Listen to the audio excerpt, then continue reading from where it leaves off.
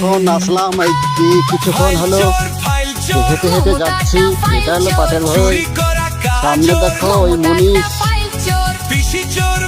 যাচ্ছে হেঁটে হেঁটে। এইটা কি করবো ভাই, কাজ না করলে খেতে নাই, গরিব আব্দিন।